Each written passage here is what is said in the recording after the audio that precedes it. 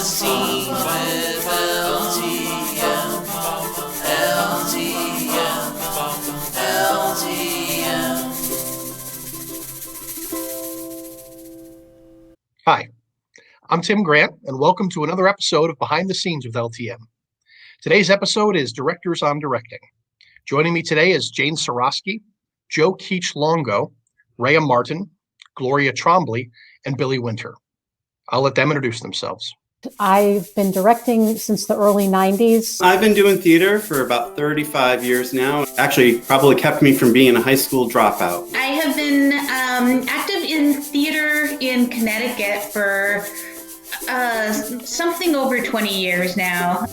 Oh gosh, it's been since I was in middle school. I guess I've been at LTM now for maybe 6-7 years. So I have been involved with LTM on and off for, goodness, at least 20 plus years. LTM was the first theater that I worked with when I moved to Central Connecticut. I've been involved at LTM since early 2019. And I've done a number of shows with LTM, and I live in Manchester, so it's one of my favorite places to work. I did my graduate work in my master's in fine arts in theater with an emphasis on directing. I've performed on the stage as well as directed. I have a degree in theater from the University of Minnesota. I got my Bachelor of Science in Theater from Skidmore College. High school drama teacher came in, says she was holding auditions for Guys and Dolls, and I auditioned, and the bug got me, and that got me wanting to go to college for theater. Was a member of the Stage Directors Union for a while and did direct numerous professional productions in California. Moved around the country, ended up in Connecticut, and jumped right into theater when I moved here and haven't stopped. I've been doing everything in theater, from stage managing, designing, acting, and mostly directing. Get a kick out of doing this as a extracurricular activity to my day job, which is sales in the technology industry. But I've always been very interested in theater, and I'd go see musicals with my parents when I was little, so it's always been very near and dear to my heart. So this is what I've been doing my whole life. Well, welcome to you all, and thank you for joining us. What is a director's job? No, we just hang out and yell at people. No, just kidding. I was going to say, that sounds right. Yeah. The director's job is to really, I think, develop and establish a vision for the show, to be able to communicate to the production team as well as your cast, to give a desired output, hopefully with a successful run of a show that, makes money for the organization that you're working with. And there's a lot that goes into that when you talk about, all right, what does that mean? And I think for me in the past, there are different musicals that have really spoken to me, for lack of a better word, that just, I could see a picture of the show, a picture of what I think it's about, where it should go, why it's important to tell the story the way it is, and be able to have that vision and create that picture as you move through the rehearsal and the production process. And that really kind of sums it up, at least for me, on a high level of what a director does. You get into the tactical on how you execute that, and we're also responsible for that as well. Gloria, let's get your take on that. Initially, I think my job is to tell the story that the playwright has given us to the audience so that they understand it and they're entertained. So it's mostly artistic, but it's also managerial, working with your designers, getting your vision across, got to figure out, if everybody's got the same unified vision, it's supposed to be harmonious. Meantime, you've got to cast. Once you cast, then you've got to coach actors. You got to stage the production. You got to block it. You want to make sure you're inspiring and advising. You're encouraging your actors. I mean, if you're in a commercial theater setting as a director, sometimes in commercial theater, the producer has the overall artistic vision, and then you leave like responsibilities of rehearsal and production needs and that kind of thing planning and coordinating the schedule and that to your stage manager. But in community theater, you usually do everything. Yeah, there's a lot to do. Can you tell me, in your words, what makes a great director? I think what makes a really great director is a director that communicates well with the actors and has a vision that is used as a roadmap, but allows the actors to explore and take their own little paths off that main path to explore the characters and the characters' relationships. Absolutely. I concur. Ray, how about you? What do you think goes into making a really good director? I think a director needs to come in with a strong vision of what they want the show to look like or to feel like, but they also have to be willing to compromise depending on what the situation is in the show. So, I'll always come in with, in the best of all possible worlds, if I had a Broadway budget, this is what I would want the show to be, and then adjust it to what we can actually do. So there needs to be a little bit of give in there, but still a strong enough vision that you stick to the principles and the idea that you came in with in wanting to do the show in the first place. So I wanted to talk a bit about auditions. You could tell us a bit about your process in preparing for auditions, and what do you look for when you're holding an audition? When I first read a play, I will often stick faces into the roles in my mind. And it might be famous actors or it might be people I know. And then when I go into the audition, I try to clear all of that out. Because a lot of times somebody comes in with maybe a different take on a character than what was in my head, but sometimes I love it. So I need to be open to accepting things that were not necessarily what I had in my head when I first read it. So I really look for anybody who brings something of themselves or something fun or different or interesting to the character. Joe, how about you?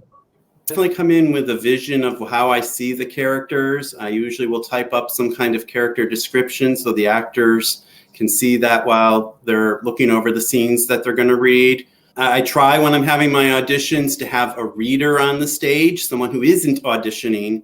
So my focus is just on that person who's reading that part. And then during callbacks is really where I look at pairing actors up and seeing what their chemistry is together. Gloria, let me ask you, what is it, as a director, what do you look for in an audition?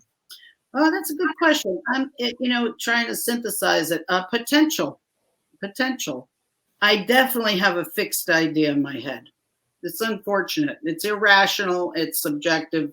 But I've already conceived of this person that I sort of want, because that's what it is. It's imagining, a look, a feeling, a style, the way the person holds, how they talk, how they read the words, speak the meaning into them, and so forth.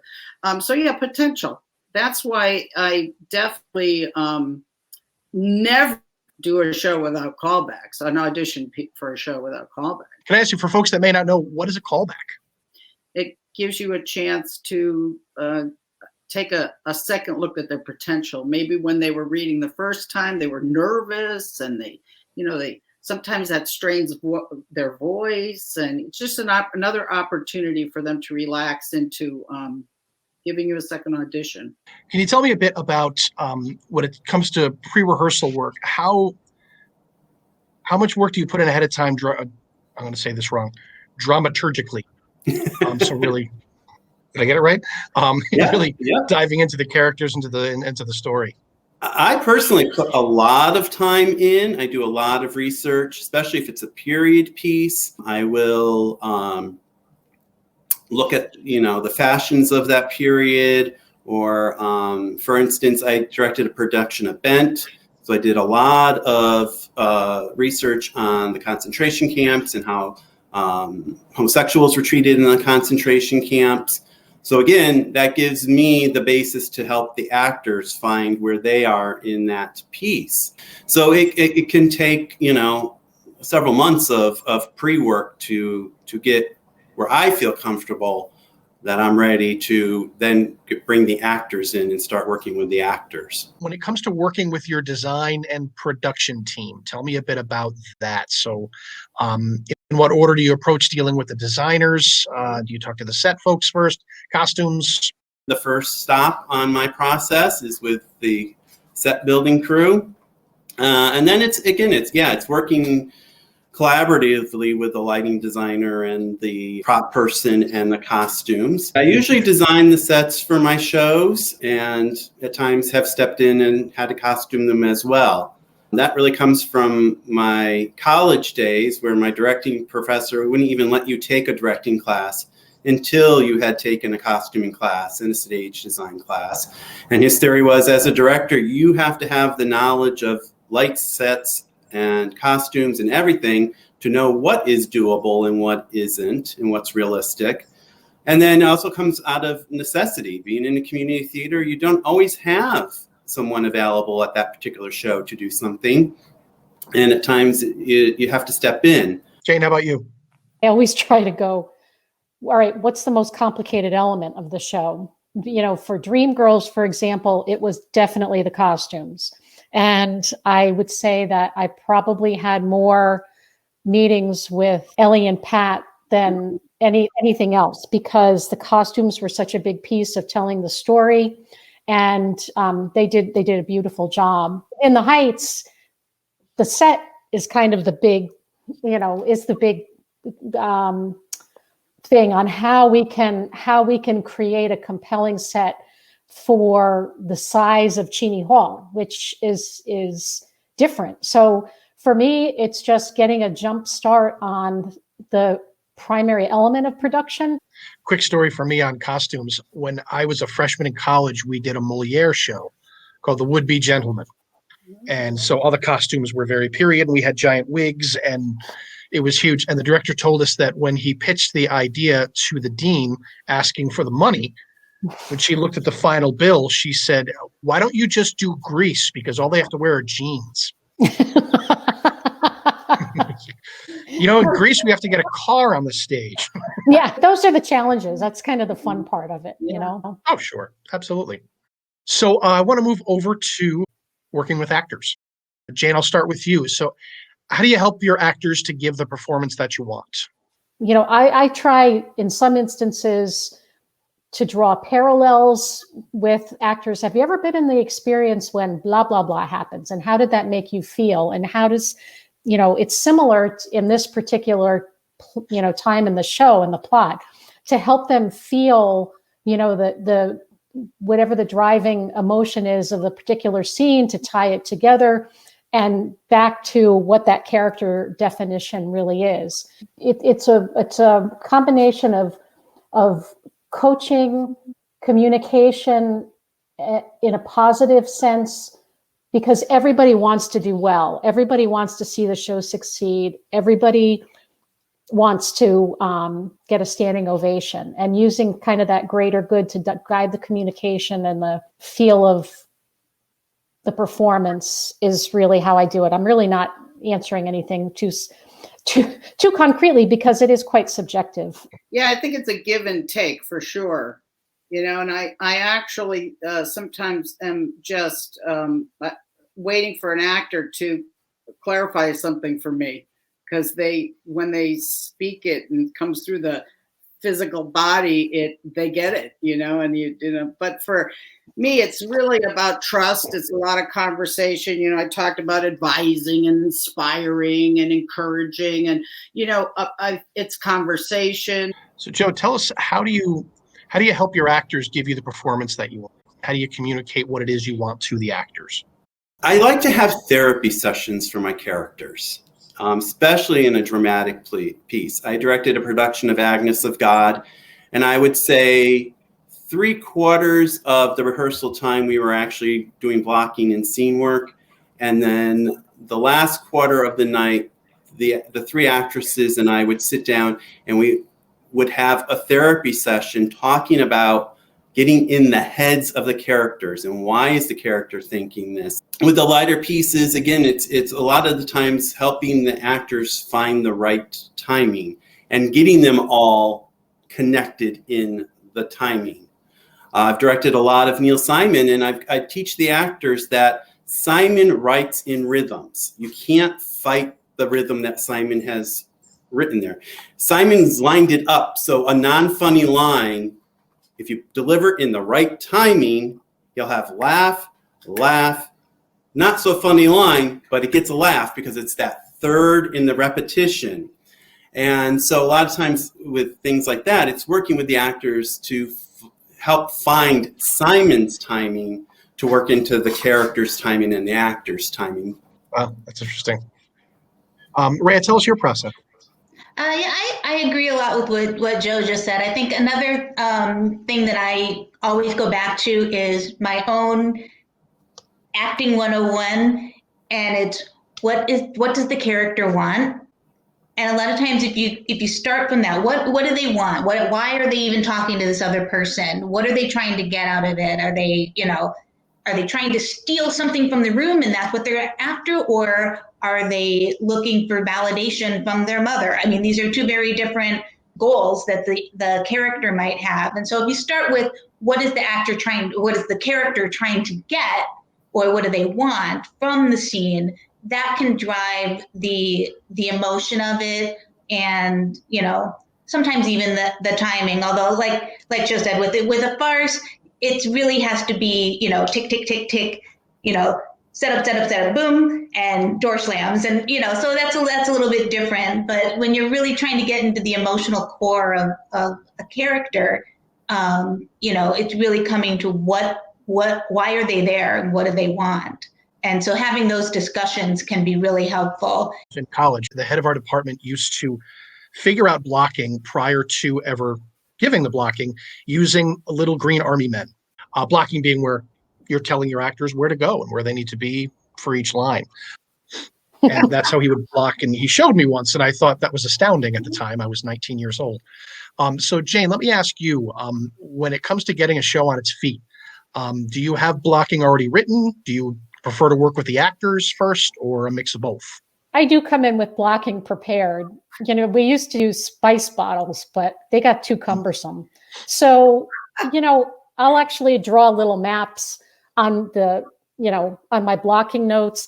And once you get it on your feet, it has to be changed. I mean, there's nothing that ever stays the same. Sure. So, if you at least have an idea of where you want your actors to be on stage, when to move, what motivates the movement, that is, more important. And then how they feel when they're on stage. There might be another place that works better for the actor that propels the cross or propels the movement within the song. And that's what not just the blocking rehearsals, but the working rehearsals for me are for. I like to set my schedules up front where we just take general blocking notes. This is where I want you to go. Let's walk it. And, see if we need to fix any major traffic jams. And then when I do working rehearsals, that's when we go and stop and delve deeper into what the subtext is of the scene, what the subtext is of the lines, and be able to hone that blocking accordingly. I come in prepared, but it's definitely evolutionary. Excellent. Gloria, how about for you when you're getting a show started? I come in over prepared. I definitely overblock. Everything's, down to sit, cross, turn, reach, look, pause, definitely overblock. Then, for me, because it's a living art form, it has to get into the hands of the actor. And I can't fully realize any interpretation of a vision until the actor gets a hold of it, because they bring life to it. It's dialogue driven. I have to hear it. And, but when I do prepare, I see it completely. I see the picture. I see the actors moving through, like Jane said, and it often changes, and you have to allow for that because it's a creative process. So, but I overblock. I'm way over prepared because, sometimes that is key. Rayah, tell us your process. It's a combination, but I don't do a lot of writing out blocking in advance. When I first started directing, I did. And I found that always change. Almost everything would be different. And I thought, well, I'm just throwing that work away if I do it that way. Actors tend to have good instincts on where to move and how to get around each other and get out the right door. So a lot of times that is, to me, it isn't helpful to try to write all of that out in advance. It's letting things flow, and if we get stuck, then we'll work it out and we figure out, okay, who needs to go where and do what in order to get everybody where they need to be. Excellent.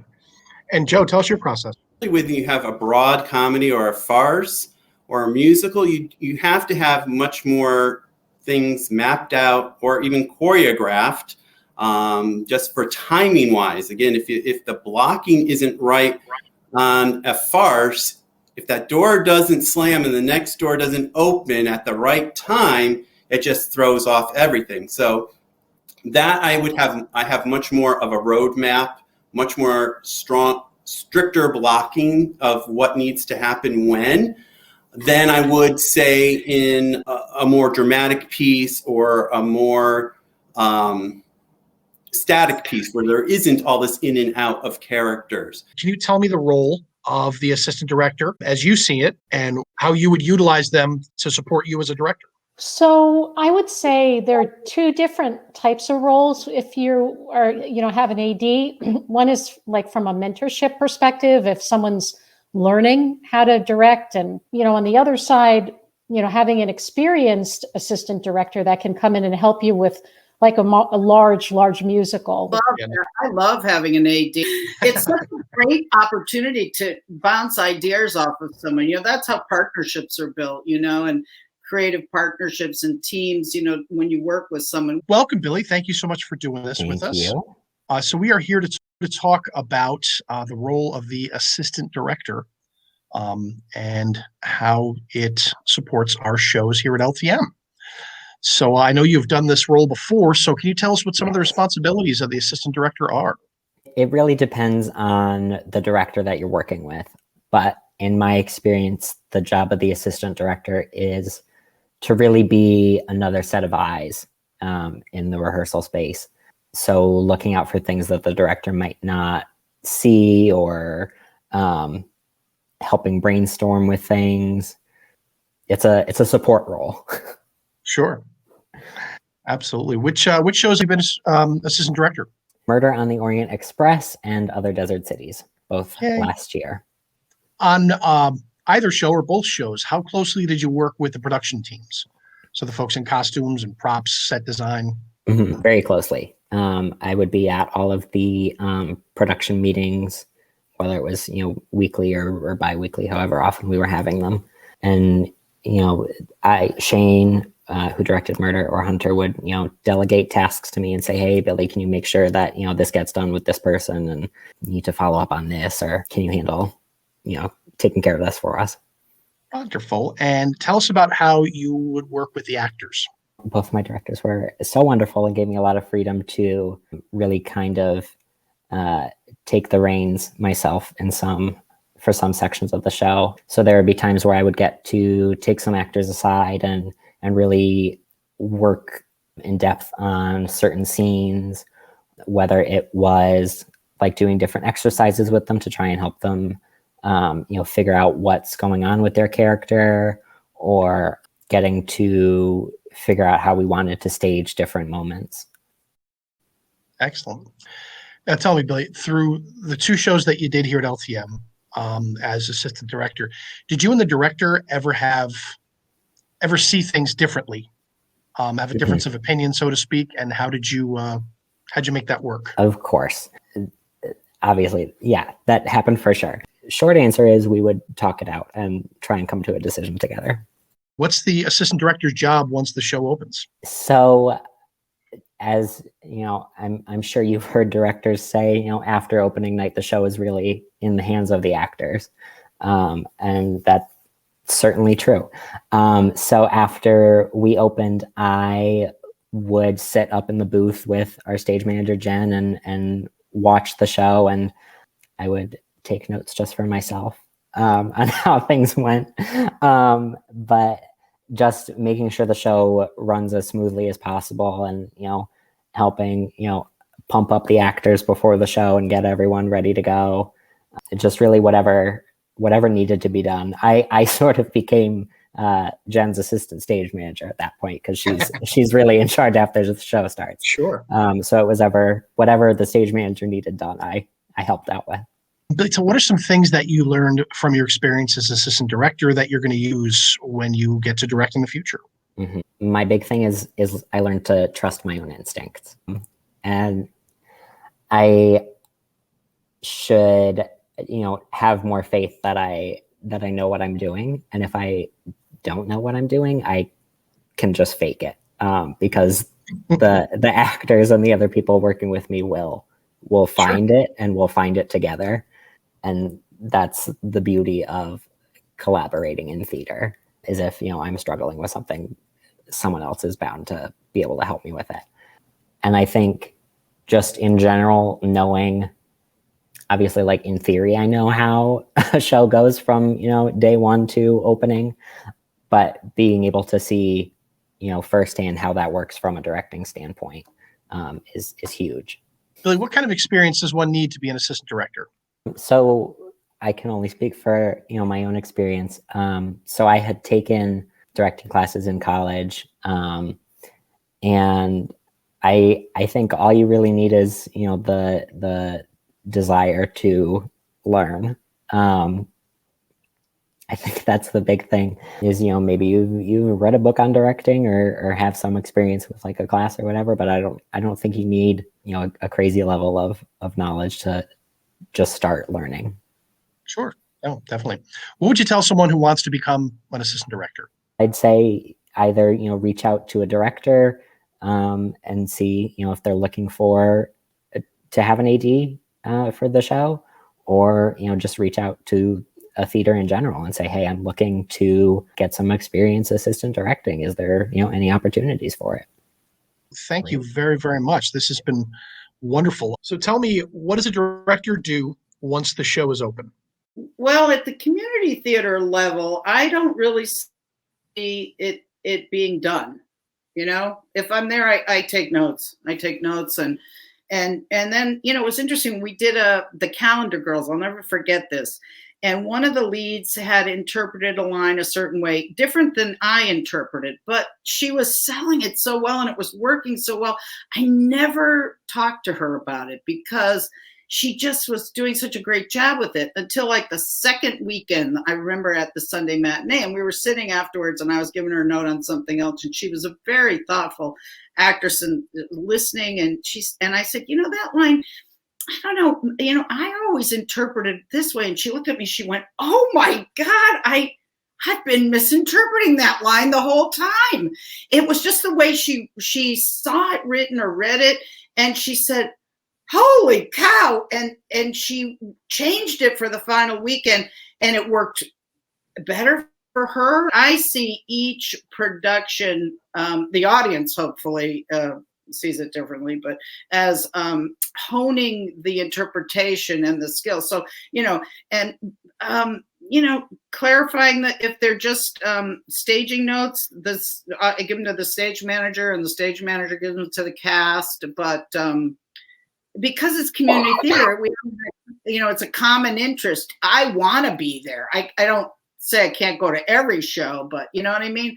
I feel like I'm missing it if I don't go, and Sure. It's just such a rewarding and it's fun. Everybody's in it together and generally you're friends. It's a community effort. And so, Jane, what do you think about that? I do turn it over to the stage manager because I just think keep changing it is going to mess them up and it could throw something out of whack. If they're missing a light cue, if they're missing a light cue, then I'll have the stage manager tell them, you got to make sure that you're missing a cue. But if it hasn't been corrected by opening night, it's so ingrained in them at that point. It's, not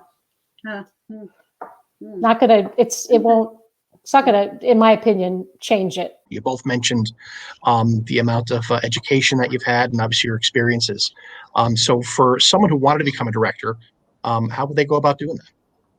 I think, again, you don't need to go to college to become a director. It had helped, you learn a lot of the different things. And again, having that background in all the different disciplines of theater does help as being a director. So if someone was interested, again, I would think get involved with the theater, start working on a stage crew, work on a lighting crew, get the background knowledge of everything that goes into doing a show, and then work up stage manager. Stage managers one step below that director, because once that opening night happens, it's really their show. Theater is one that you can learn by hands-on experience. You don't need that piece of paper that says you went to school for it.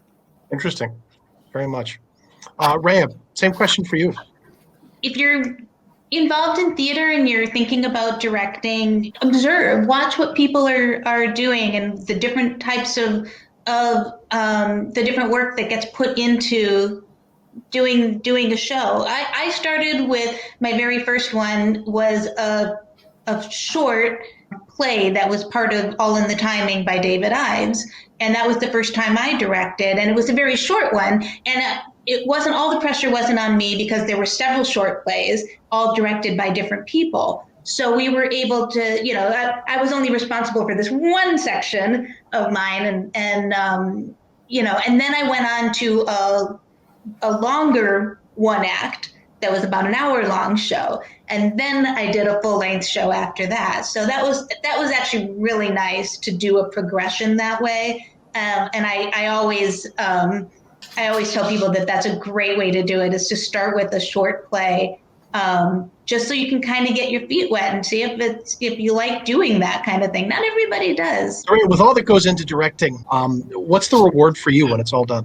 I'll say for me, it's the response from the audience. If you get an emotional response from the audience, it's such a payoff. It means you and the actors have really done your job. If you've got an audience who's either laughing or have tears coming down their eyes, or I directed a production of 5th of July, and a woman walked out in the middle of the show. And I happened to be in the lobby when she walked out. And she walked out and she's like, "This is the most biggest piece of filth I've ever seen." And she stormed out of theater. Again, there was pot smoking, there was swearing. It took place in the 70s. It just was not her cup of tea. And everybody was in the lobby just kind of looked at me. What was my reaction? I said, "We got an emotional response out of her. That's what theater is. She doesn't have to like it." So when I see an audience either totally glued to the stage, they're not looking at their programs, they're not fidgeting in their seats, they're laughing hysterically, they're applauding, their energy's connecting with the cast energy, that is such a payoff for me. Yeah, a lot the same. I think once the show is up, sometimes the director feels a little untethered, like, who needs me now? They're all off on their own doing their thing. But when you sit in the back of the theater, and I do the same thing, I start watching the audience just to see their reaction, because I know that this next line is really funny, and I love watching and just seeing that outburst of laughter, or whatever the emotion might be, but feeling that. There have been shows where there's it's so tense and there's just silence through the audience, and just sitting in the back of the theater and feeling that, it makes all the work worth it. When you can feel that energy and whatever the emotions are that are circulating between the audience and the stage and everybody in that room, it's just an incredible feeling. Two types of plays that we see are musicals and then what we call straight plays. Do you have a preference on which one to do, and why do you feel that way? No, I don't really. Well, I definitely lean towards musicals. I would say a musical. And I've probably done more musicals because I worked for musical theater companies primarily in California. When I was a kid growing up, the era of Rodgers and Hammerstein, and I listened to the sound of music until that, my parents were ready to throw the record player out the window. I like music and dancing.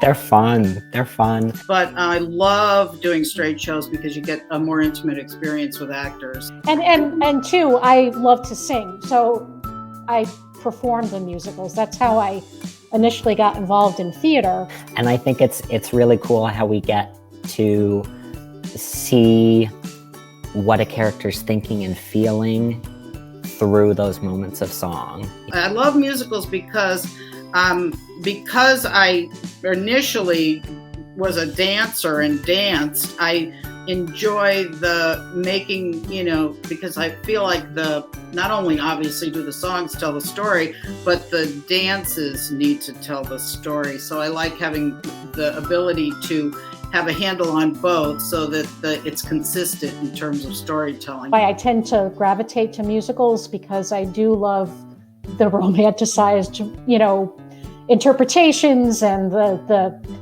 feelings of, not all musicals have happy endings, but that type of uplifting fun driven by the music. And for me, that's what I get a kick out of.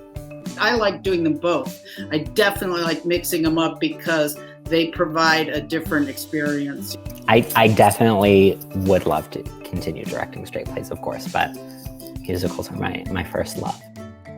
What is your favorite show that you've directed? Well, that's like asking a parent who's their favorite child. It's like, how do I choose my favorite child? I have to say there's several and they're for different reasons. A lot of the shows that I direct, and I try to learn something from each one, and those connections with the actors and the everyone that I work with on it. Those are the things that really make them special. I was able to direct Neil Simon's Brighton Beach Memoirs trilogy, the 3 BBs, 3 seasons in a row. I also have a very similar experience where I had directed, although slightly different, I had directed Don't Dress for Dinner with the Suffield Players, and then Boeing at LTM. And I got to work with the same actors because I had the same Eugene for all 3 productions. They're by the same person. There's a lot of similarities between the 2 shows. They're both farces. I even use some of the same French music in each one. Being able to work together as a theater family within this family within a play was just an amazing experience. So it was really fun to kind of do, in my mind, it was like,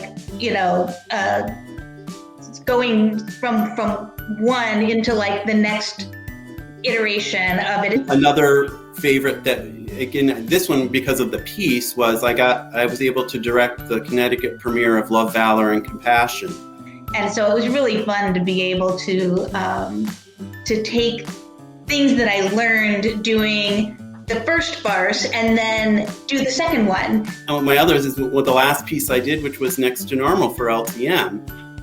That is, holds a special place for me because of the cast, but also because that was the last piece I directed before I had to take a break from theater for grad school. Like, really be able to take what I learned and pick it up and plop it down right into another show, which was really special and fun for me. What's the first show that you ever directed, and how does that experience compare to the most recent show that you directed? The first show I ever directed was Side by Side by Sondheim. In 1976, I did Heaven Can Wait at Avon Oak Farms Boys School. But it was simple, right? It was a musical review with 5 performers, and they were all people I knew. We had all the master teachers, including my husband, be the dead people that walked onto the airplane at the opening. So, I mean, I had some experience, but it was the whole thing from start to finish. And then my first musical that same year was Brigadoon. But, I'm doing more complicated musicals now. And then the last show that I've directed is Kiss Me Kate at LTM. The last show I did, I think, was Dreamgirls. But Addams Family was more of a challenge from a technical perspective, and that one was really fun. Not too much difference, really. You approach it the same way. It's just, increase in complexity from the first one, and, feeling more comfortable in your skin, I guess. It's really become, for me, just the love of my life. If there was a show that you could go back to doing, what would it be? That you've done once before and you'd love a chance to do again? That's a very good question. I've done I'm a great interviewer. Yeah, a lot of shows.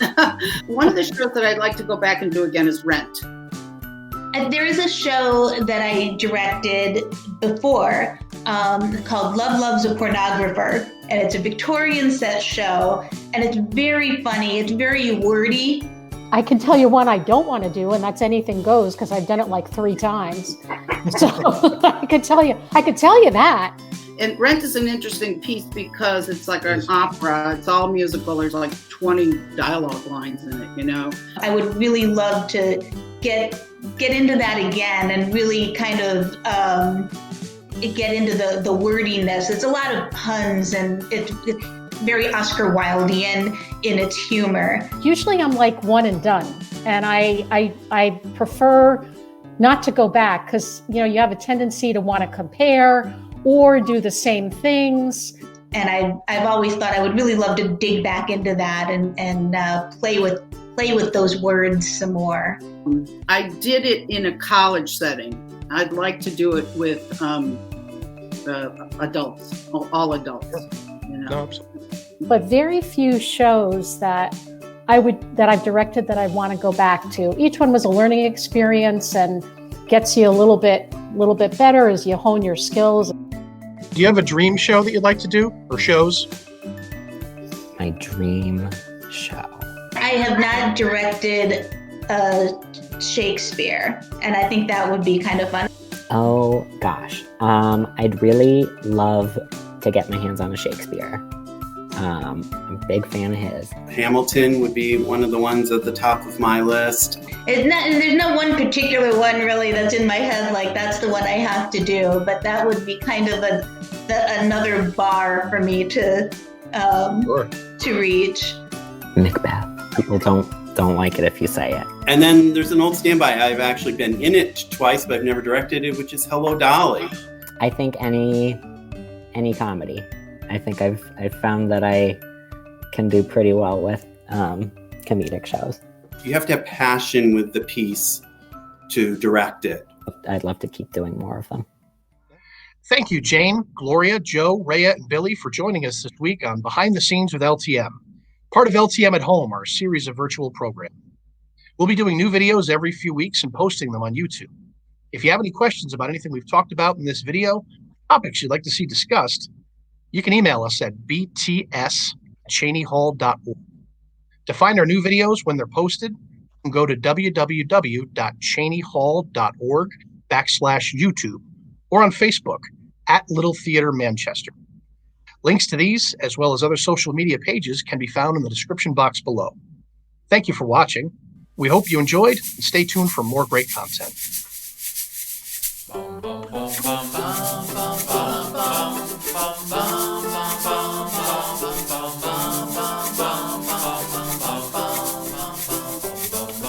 Behind the scenes.